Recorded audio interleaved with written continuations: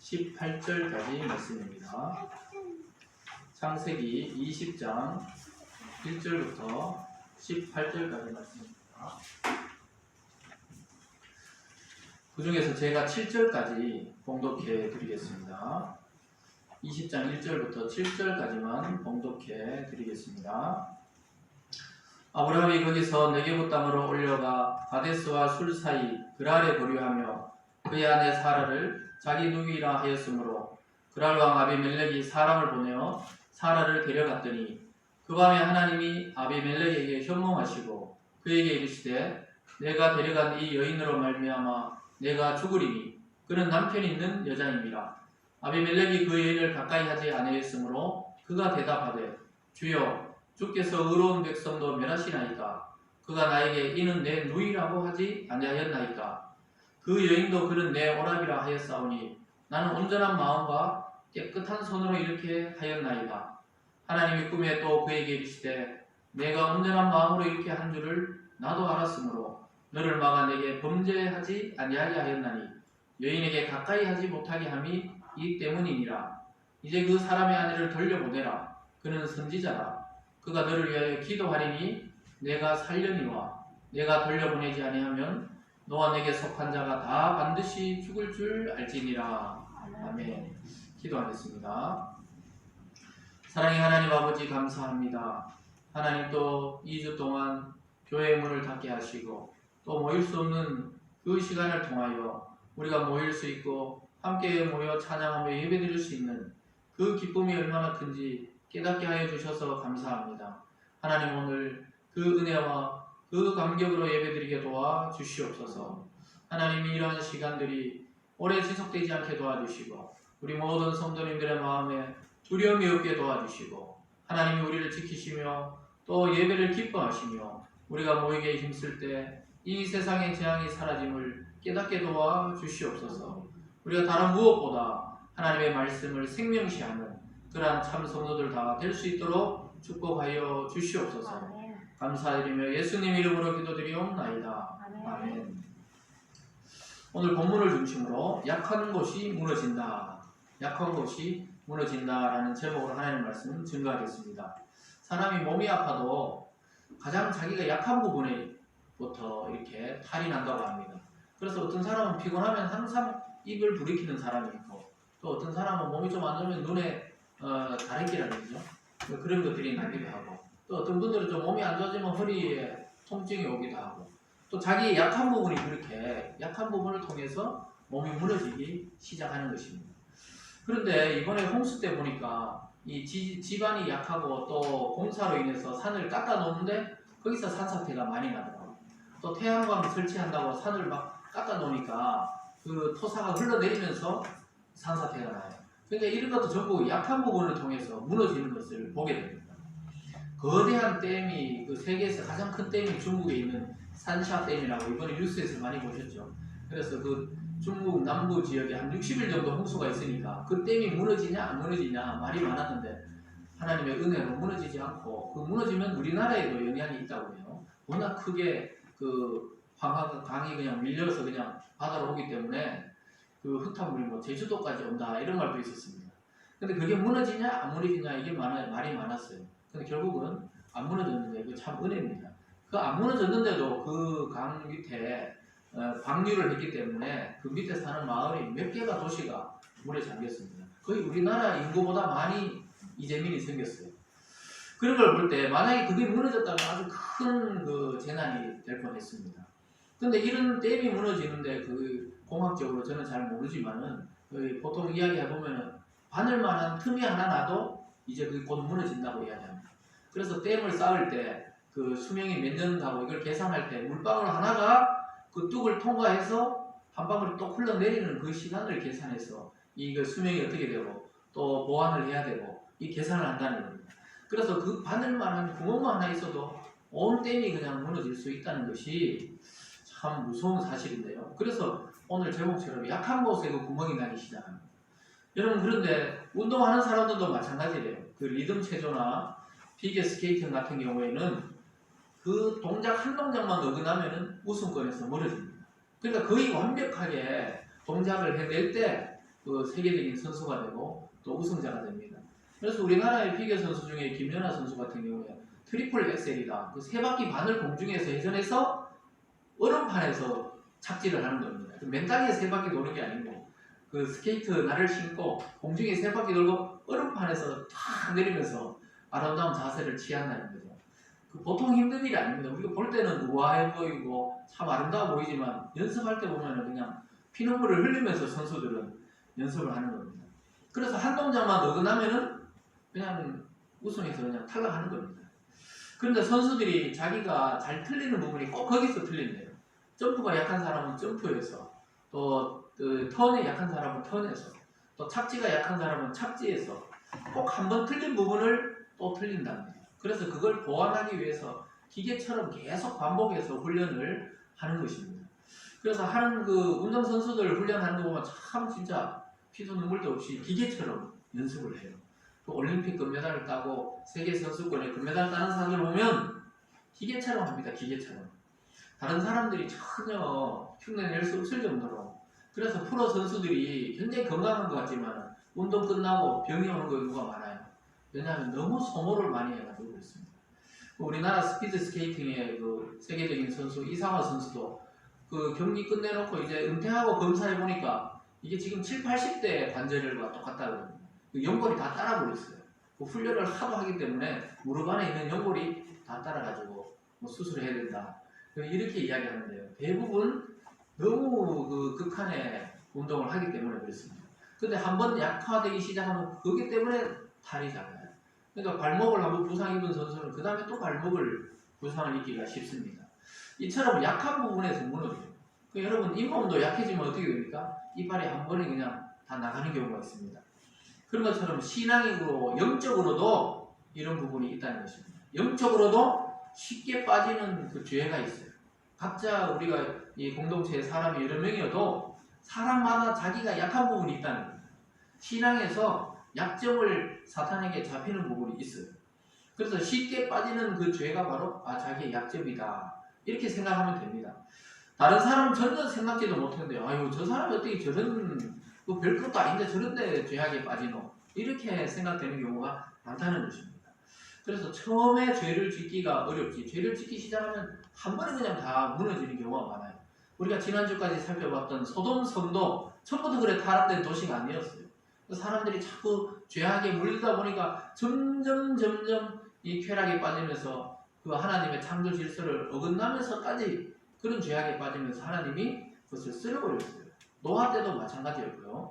그 인간은 타락하면서 이미 죄를 안고 태어나기 때문에 우리가 헌법적이고 법적인 일반적인 법을 어기는 게 아니고 우리 양심의 법을 계속해서 어기는 습관들이 생기게 된 것입니다. 그런데 여러 가지 죄 중에 자기가 잘 이렇게 넘어지는 게 있다 이 말입니다. 그러니까 우리가 중독에도 뭐 알코올 중독에 빠지는 사람, 어떻게 보면 담배도 약간 중독이죠. 그 습관이죠. 그렇게 해야 되는 경우도 있고 또 도박에 중독에 빠지는 경우도 있고 이게 왜 그렇습니까? 이 습관이고 반복이고 그게 약한 부분이 있다는 것입니다. 한번 죄를 지으면 그 죄에 자꾸 걸려 또 넘어지기 쉬워요.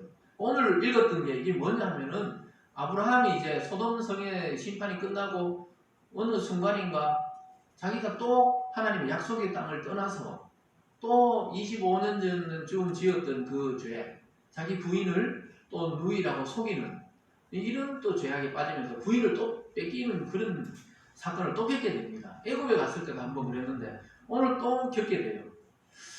이 아브라함의 나이가 지금 몇 세가 됩니까? 지금 100세가 다 돼가고 신앙의 연륜이 아주 오래됐고 또 하나님이 아브라함과 의논할 정도로 신앙이 성숙된 사람이었는데도 이런 어느 시기가 됐을 때 또 이런 실수를 범하고 마는 것입니다. 자기 아내를 누이다. 근데 실제로 자기 아내가 누이가 맞아요. 베다는 동생입니다. 그 당시에 우리가 지금 보면 그 이해가 안 되지만 그 당시에는 하나님의 믿음의 이 가문을 유지하고 족속을 유지하기 위해서 친족 간의 결혼이 대부분 친족 간에 결혼을 했었습니다. 근데 이때 보면은 자기의 진짜 이 동생이 맞아요. 친척 동생이라고 그래도 돼요. 그렇지만은 이미 결혼을 했으니까 결혼해놓고도 계속 또 동생이라고 생각하고 또 오빠 이렇게 부르면 안 됩니다. 우리가 요즘 보면 어떤 사람들이 결혼하고도 자꾸 우리 오빠가 그 오빠랑 결혼하면 안 되죠. 오빠가 아니고 이제 결혼했으면 남편이고 부인이고 이렇게 해야 되는데 사람들이 그걸 잘 안 고치고 결혼해서도 우리 오빠가 이렇게 이야기하더라고요. 저는 뭐 그렇게 부르진 않죠. 제 와이프도 그렇게 부르진 않는데 오빠라고 그러면 안 되죠. 여보, 자기 뭐 아니면 이름을 부르든지 이렇게 해야 되는데 이때 아브라함이 그 시초인 것 같아요. 오빠라 불러다오. 그래가지고 자기 부인이 어디 다른 지역만 가면 자꾸 오빠라 불러, 오라비라 부르라고 이렇게. 근데 그게 하나님 앞에 아주 실수고 죄가 되었다 이 말입니다. 우리가 볼 때는 뭐 그때 그냥 문화가 그랬는갑다 이런데 자기 생명을 지키기 위해서 자기 부인에게 위험을 닥치게 했다 이 말입니다. 그 자꾸 누이라 속이니까 사라가 얼마나 아름답습니까? 나이가 들어도 이 아름다운 여인이었잖아요. 그러니까 왕이 보고 부인으로 삼아야 되겠다. 이미 남의 부인이었으면 그런 이야기 안 했을 건데 그냥 오빠라 그러니까. 그래서 의도적으로 이 속인 것도 있어요. 아브라함이 자기가 살려고, 참 죄송한 말인데 자기 살려고 부인을 팔아먹은 거랑 마찬가지예요. 이게 지금 죄라는 것입니다. 근데 이걸 봤을 때 아브라함이 젊었을 때나 지금 나이 들어 100살이 다 돼갈 때나 그러니까 죄에는 나이가 없다 이 말입니다. 어린아이나 어른이나 노인이나 이 죄에 빠지는 것은 똑같다는 것을 보여주고 있어요. 하나님과 동행하면서 그 말씀에 순종하며 살던 아브라함도 100세가 다 되어도 이처럼 어떤 죄에서는 또 반복해서 짓고 말았던 것입니다. 여러분 오늘 말씀을 묵상하면서 지금 아브라함을 생각하는 게 아니고 우리 자신을 돌아봐야 돼요. 우리가 잘 빠지는 죄가 있다는 겁니다. 남들이 볼 때 뭐 그냥 우리가 사람을 때리거나 뭐 살인을 하거나 도둑질 하거나 남의 집에 들어가서 물건을 훔치거나 이런 건 아니지만 그런 건 아니지만 그런 게 아니고 하나님 앞에 우리가 실수하거나 죄를 짓는 경우가 종종 있다는 것을 보게 됩니다. 그것도 반복적으로 자기도 모르게 그렇게 하고 있는 것입니다. 여러분 하나님 앞에 반복적으로 짓는 죄가 있다면 오늘 그것을 끊어내시고 회개하고 또 이것을 이길 힘을 하나님부터 공급받고 오히려 더 나가서 예수 그리스도 안에서 이 세상을 축복하는 그런 믿음의 사람들 되시길 주님의 이름으로 축원드립니다. 오늘 첫 번째로는 또다시 하나님의 약속의 땅을 벗어나는 아브라함을 보게 됩니다. 참 약속의 땅을 벗어나면은 항상 또 이런 죄악에 물드는 것을 보게 돼요. 하나님의 약속의 땅은 어디였습니까? 가나안 땅이었습니다. 갈 때 우리 고향을 떠나서 멀리 그 가나안 땅으로 그 약속의 땅으로 가라 그래서 거기서 살아야 되는데 무슨 이유인지 모르지만 오늘 또 가나안 땅을 슬쩍 떠나는 아브라함의 모습을 보게 됩니다. 그러면서 문제가 생겨요. 그 떠나가지고 블레셋 지역의 그랄이라는 땅에 가서 살게 됩니다. 그 그랄이라는 땅에 가서 거기서 살면서 또 기근이 닥치고 또 어려움이 닥치는 것을 보게 됩니다. 처음에 약속의 땅에 도착했을 때도 기근이 닥쳐가지고 애굽으로 내려갔는데 하나님은 내려가지 말라고 그랬거든요. 기근이 닥쳐도 살 수 있도록 하겠다 그랬는데 내려가서 또 자기 부인을 바로 왕에게 뺏겼다가 하나님의 개입으로 또 구하게 되었습니다.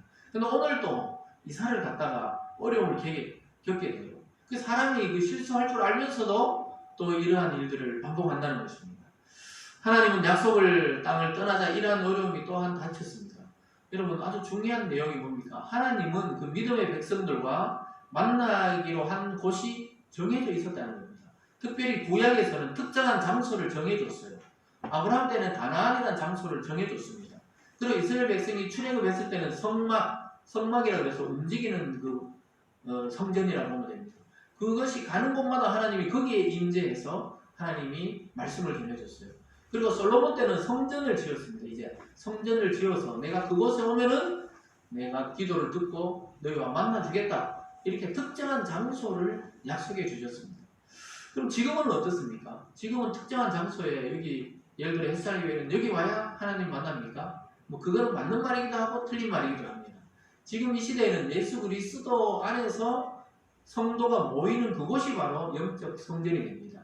그래서 우리가 집에서 모일 때는 집에 거기가 예배 장소가 되고 거기가 우리가 하나님을 만나는 장소가 됩니다.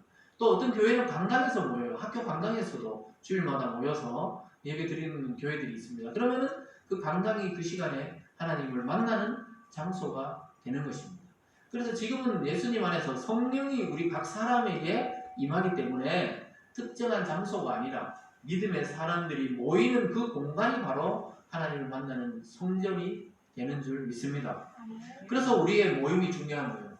이 건물 자체가 중요한 게 아니고 오늘 우리가 모여서 다시 이 대면 예배라고 그러죠. 요즘에 비대면, 대면 이러는데 그런 말이 없어요. 성경에는. 예배는 그냥 예배지. 집에서 드렸으면 집에서 드린 예배고 여기서는 여기서 예배인데 그냥 공식적으로 쓰다 보니까 대면 예배, 비대면 이러는데 우리가 모여할 때 힘이 납니다. 모일 때 능력이 임해요. 모일 때 병이 치유되고 모일 때 구원의 역사가 일어나는 줄 믿습니다. 아멘. 그래서 모이는 게 중요한 거지. 우리가 뭐 억지로 그렇게 또 그리고 이웃을 위해서 우리가 또 정부의 지침에 가끔은 또 따라줘야 됩니다. 그건 무시해서도 안 돼요.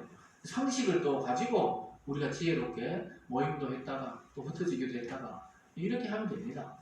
무슨 말인지 따라오셨죠? 그러나 우리가 더 이상은 중단되지 않도록 기도해야 됩니다. 코로나가 사라지고 교회의 모든 예배가 힘이 있게 될 때 이 세상도 평화로워져요. 사람들이 몰라서 그렇지 교회가 기도해야 세상이 평화롭고 전쟁이 터지지 않고 재난이 중단되게 되는 줄 믿으시기 바랍니다. 그래서 하나님은 특정한 장소, 특정한 사람들에게 만나주시기로 약속한 것이 있어요. 거기에 하나님이 임재하신다는 겁니다. 하나님의 말씀과 기도가 살아있는 신앙의 공동체로 나올 때 우리는 하나님의 능력과 보호를 경험하게 됩니다. 집에서도 영상으로 들으면 은혜가 되기도 하지만 면전에서 하나님 말씀을 같이 설교로 들을 때 그 능력이 바로 우리 속에 오고 치유의 능력이 바로 일어나고 이런 경험을 하게 되는 것입니다. 왜냐하면 성령이 그곳에 임재해서 하나님의 역사가 일어나기 때문에 그런 것입니다. 그래서 아무리 잘났어도 여러분 신앙의 공동체를 떠나면 이 완전히 구원에서 멀어지게 되고 죄악으로 떨어지게 되는 경우가 많이 있습니다. 그래서 그 공동체를 벗어나는 일이 없도록 늘 우리가 마음의 주의를 기울여야 하는 것입니다. 함께 하나님의 말씀과 기도와 성령의 은혜로 다듬어지고 영적인 성전이기 때문에 함께 모여서 지어지는 겁니다. 지어지는 겁니다. 구약의 솔로몬은 벽돌을 쌓아서 성전을 지었지만 지금 우리는 성도 한 명 한 명이 모여서 영적 성전을 지으면 하나님이 거기에 성령으로 임재하시겠다. 이게 신약의 약속입니다. 그래서 오늘 모인 여러분들에게 하나님의 은혜가 있게 될 줄 믿습니다. 그래서 아브라함은 약속의 땅을 떠나자 말자 또다시 인간적인 방법을 사용합니다. 그렇지만 금방 하나님이 그랄 왕 아비멜렉의 꿈에 나타나셔서 경고하셨어요. 아브라함이 실수했지만 하나님은 아비멜렉 왕을 경고하시면서 너 그 여자 건드리면 죽는다 이렇게 경고를 주십니다. 본문 1절부터 3절까지 말씀을 함께 읽어보겠습니다. 시작. 아브라함이 거기서 네겝으로 옮겨가 가데스와 술 사이 그랄에 거류하며 그의 아내 사라를 자기 누이라 하였으므로 그랄 왕 아비멜렉이 사람을 보내어 사라를 데려갔더니 그 밤에 하나님이 아비멜렉에게 현명하시고 그에게 이르시되 내가 데려간 네 여인으로 말미암아 내가 죽으리니 그는 남편이 있는 여자입니다. 아브라함이 네겝으로 내려가가 그랄 사이에 가데스와 술이라는 그 지방 그 사이 그랄 골짜기입니다. 그 골짜기에 거류하면서 아내를 사라를 또 누이라고 이렇게 속여서 이야기했어요. 사람들이 부인이라 했어야 되는데 누이라 하니까 그랄 왕 아비멜렉이 사라를 보내서 사라를 데려옵니다. 이때 사라 나이가 90이 다 됐는데 뭐하러 이 왕도 참. 근데 그만큼 사라는 늙지 않는 얼굴과 피부를 가졌던 여인으로 성경이 기록되어 있습니다. 그 아름다움을 보고 또 부인으로 삼으려고 데려갔는데 하나님이 꿈에 나타나가지고 현명했다 이 말이 하나님이 계시를 줘서 그 여자 건드리면 너 죽는다.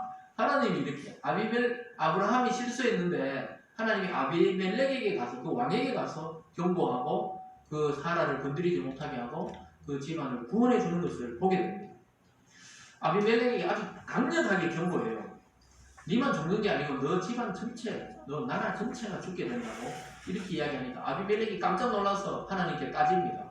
하나님, 내가 그 여자가 그 남편이 있는지 또 그리고 결혼했는지 어떻게 아냐고 아브라함의 누이라 하길래 내가 데려왔다고 난 몰랐다고 이렇게 항변을 합니다. 그러니까 하나님이 그래 그래서 내가 너를 막은 것이다. 죽이지 않고 행동을 못하도록 막았다. 이렇게 하나님이 또 아비멜렉에게 설명을 해줍니다. 그러면서 하나님이 아브라함은 너에게 선지자다 이렇게 말해줍니다. 아브라함은 실수했잖아요. 약속도 떠나고 자기 부인도 또 누이라고 속이고 이랬는데도 하나님은 아브라함 편을 들어줘요. 또 믿지 않는 왕에게 가서 아브라함에게 그래도 네가 기도받으면 너는 산다. 그렇지 않으면 너는 죽일 것이다. 이러면서 아브라함을 또 높여줍니다. 참 이것이 하나님의 약속된 자, 선택된 자들의 위대한 위치입니다. 위치. 하나님이 그가 실수했는데도 아비멜렉을 책망하면서 그에게 기도를 받으면 너희 집안이 다 살다 이렇게 말하고 있습니다. 선지자라고 이야기하고 있어요. 6절과 7절로 가봅니다.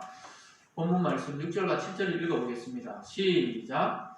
하나님이 꿈에 또 그에게 이르시되 내가 온전한 마음으로 이렇게 한 줄을 나도 알았으므로 너를 막아 내게 범죄하지 아니하게 하였나니 여인에게 가까이 하지 못하게 함이 이 때문이니라. 이제 그 안에 사람의 아내를 돌려보내라. 그는 선지자라. 그가 너를 위하여 기도하리니 내가 살려니와 내가 돌려보내지 아니하면 너와 내게 속한 자가 다 반드시 죽을 줄 알지니라. 아주 무서운 경고죠. 아니 아브라함이 실수했는데 아비멜렉은 억울하죠. 아니 그냥 뭐 그 처녀 데려다가 나는 결혼한다고 생각하고, 왜냐면 자기 원래 부인에게 애가 없었던 것 같아요. 나중에 보면은 아브라함의 기도를 통해 하나님이 그들의 집안에 아이를 줍니다. 그걸 봤을 때는 아비멜렉 왕에 애가 없는가 봐요. 그러니까 이 사라를 다시 부인으로 얻으려고 그랬는데 하나님은 그게 잘못됐다고 이야기하면서 꿈에 나타나서 손도 대지 말라 이렇게 말하면서 오히려 아브라함에게 기도를 받아라 그러면 살게 된다 이렇게 말하고 있습니다. 하나님이 아브라함이 실수했는 걸 몰랐을까요? 아셨지만은 하나님은 믿음의 사람을 존중해 줍니다. 그리고 그것을 하나님이 보호해주고 감추어주는 것을 보게 됩니다.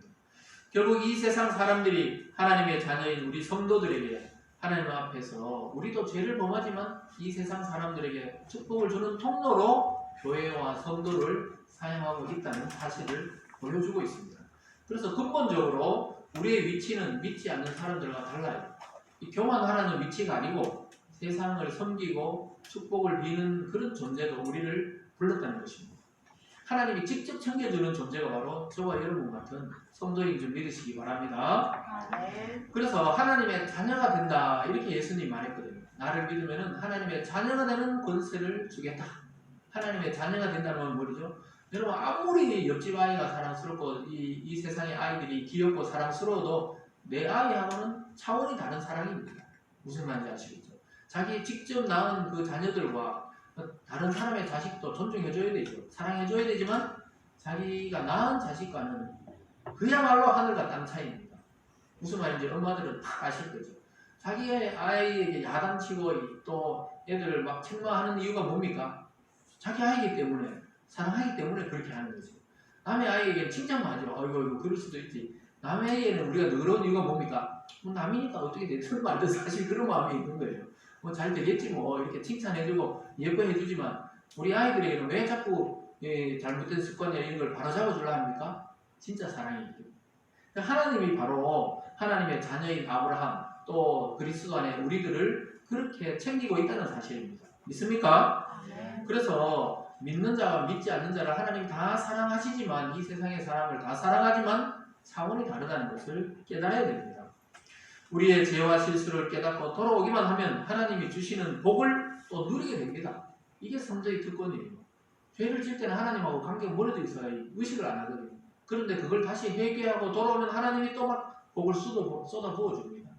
우리 자녀들이 그렇잖아요. 막 방황하고 가출하고 이랬을 때는 막 속 타고 이러지만은 돌아오면 또 어떻게 해요? 성경에 나오듯이 둘째 아들에게 금가라치를 끼워주듯이 잔치를 벌이듯이 환영해주는 것이 또 부모의 마음입니다. 오늘 본문을 통해 우리는 우리가 실수한 것을 믿지 않는 사람들이 판단하는 것을 하나님 원치 않아요. 아브라함이 실수했지만 아비멜렉 왕이 아브라함을 정죄하는 것을 하나님은 원치 않았습니다. 하나님이 직접 결산하고 다시 기회를 주려고 하는 것이 하나님의 자녀들의 특권입니다. 그래서 요즘에 보면 현대교회는 교회가 워낙 거대해지고 큰 교회들이 생기면서 교회 내에 다툼과 분쟁이 생길 때 그게 원래 교회 내에 조직이 있거든요. 교회 당회나 노회나 총회를 통해 이게 법률적인 교회 안에도 삼심제입니다. 삼심제. 이런 게 있거든요. 그래서 사도 바울은 교회 안에서 그걸 해결하고 덕스럽게 풀어야 되지. 그걸 왜 세상 법정에 가져가냐고 고린도 교인들에게 이야기했거든요. 그래서 교회에 다툼이 생길 때는 절대 세상 법정에 가면 이미 진 겁니다. 세상의 판단을 받을 경우도 있긴 있어야 돼요. 만약에 이단에게 이 건물이 빼앗긴다든가 교회가 빼앗길 때는 법률적으로 해야 되지만 같이 형제 자매였던 이 교우들끼리 싸우면 안 된다 이 말입니다. 혹시 다툼이 일어나도 교회 안에서 정리하는 것이 아주 덕스러운 것이다. 이렇게 성경은 교훈하고 있어요. 근데 현대교회들이 몸 이야기만 생기면 자꾸 법원에 가잖아요. 그러면 이미 그것은 주님의 몸된 교회로서 기능이 사라진 것입니다. 그 기능이 사라진 거예요. 하나님 기뻐하는 것이 아니에요. 이미 깨어진 공동체가 되는 것입니다. 큰 상처를 받아요. 양쪽 다 상처를 받습니다. 교회가 분쟁이 생기면 양쪽 다 상처를 받아가지고 결국 소멸하는 경우가 많아요. 다시는 부흥을 경험하지 못하고 점점 사라지는 경우가 많습니다. 제가 서영에 있을 때도 어떤 교회에 큰 교회였는데 분쟁이 생기니까 거의 10,000명 가까운 교회 교원이었는데 나중에 2-3명밖에 안 남아요. 거기에 관련된 사람밖에 안 남습니다. 그 무슨 말입니까? 그걸 법적으로 그렇게 해결하려면 끝이 없거든요. 그 법적으로 이기면 뭐예요? 다 교인 떠나고 나서. 그럴 필요가 없어요. 왜? 하나님이 오늘 세상에서 아브라함이 정죄받는 걸 기뻐하지 않았듯이 여러분들이 세상 사람에게 판단받는 걸 하나님은 기뻐하지 않습니다. 교회는 교회 내에서 가정의 일을 가정 안에서 해결해야지 가정 밖으로 나오기 시작하면 어떻게 됩니까? 갈라서는 거예요. 이게 문제가 너무 커져버려요. 그래서 운동선수가 자기 약점을 보완하듯이 우리 스스로가 약한 부분을 말씀과 기도를 통해 보완하고 든든히 세워 가야 할 줄 믿습니다. 그래서 끊임없이 말씀을 듣는 이유가 왜 그렇습니까? 참 어떤 종교보다도 기독교는 모임이 많고 기도회가 많고 말씀을 많이 들어요. 좀 그만하면 안 되나 이런 이야기 많이 하시는데 그만할 수가 없어요. 왜냐? 한 몸이니까. 이 몸은 늘 확인을 해야 되거든요. 같이 지어져 가기 때문에 그렇습니다. 그래서 신앙에도 훈련이 필요한데 가장 중요한 것은 반복적으로 하나님의 말씀인 성경에 대해서 해석된 설교를 듣고 성경을 묵상하는 것이 가장 빠른 믿음의 훈련의 방식인 줄 믿으시기 바랍니다. 그래서 꼭 조직되게 제자 훈련하고 막 조직되게 기도 훈련하고 이렇게 안 해도 돼요. 늘 드리는 예배, 늘 드리는 기도회에 참석하시다 보면 하나님의 어느 날 성령의 능력으로 늘 듣던 말씀인데 자기에게 적용해서 내 내면과 영혼이 치료되고 회복되는 경험을 하게 됩니다. 그러다가 육체도 치료하는 경험을 또 하게 돼요. 이것이 살아있는 성전, 영적 성전의 기능입니다. 그래서 반복적으로 말씀드리는 것이 제일 중요합니다. 매주 예배를 드리면서 우리는 나도 모르게 나의 자리를 찾아가고 있는 것입니다.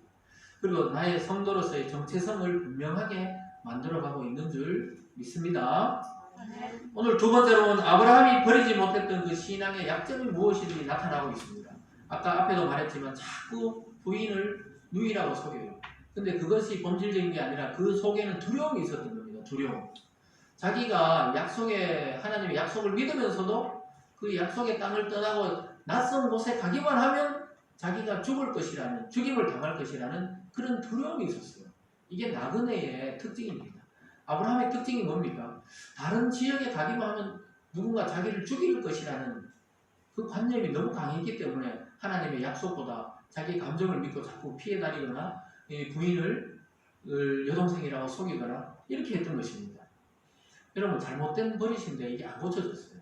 하나님이 오늘 마지막으로 해서 이제 아브라함이 이런 실수를 하지는 않습니다.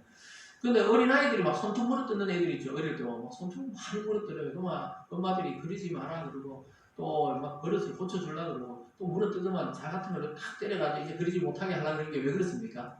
그러니까 아이가 미워서 그런 게 아니고 그 습관이 되면 나중에 막 손톱이 없어지거나 곪거나 큰 행동과 습관이 나중에 큰 병을 갖고 오기도 하고 그렇기 때문에 그런 거예요. 그래서 머리로는 하면 안 된다 알면서 아이들도 자기도 모르게 가는 거예요. 이게 습관이거든요. 여러분 습관이 뭡니까? 습관이 있죠. 저도 습관이 없는 줄 알았는데 결혼해서 보니까 부인이 늘 이야기하는 게 뭐 말할 때 머리를 자꾸 이렇게 끌린다 그러더라고요. 저도 모르게. 좀 무슨 진지한 이야기 한 머리를 끌는데요. 이렇게. 머리를 이렇게 한다는데 요즘은 안 그런 것 같은데 그렇다 그러더라고요. 요즘도 그런가요? 네, 요즘도 그렇다는 부인의 말씀이 있네요. 뒤에서 이야기하시고. 머리를 자꾸 나도 모르게 머리를 이게 습관이 나요. 그래서 아유 안 해야지 하다가도 이야기 하다 보면 저도 모르게 자꾸 이게 머리를 이렇게 만든다고 그러더라고요. 3살 버릇이 8가지 간다고. 그래서 어릴 때 습관을 바꿔줘야 되는데 참 습관을 바꾸기는 어렵습니다.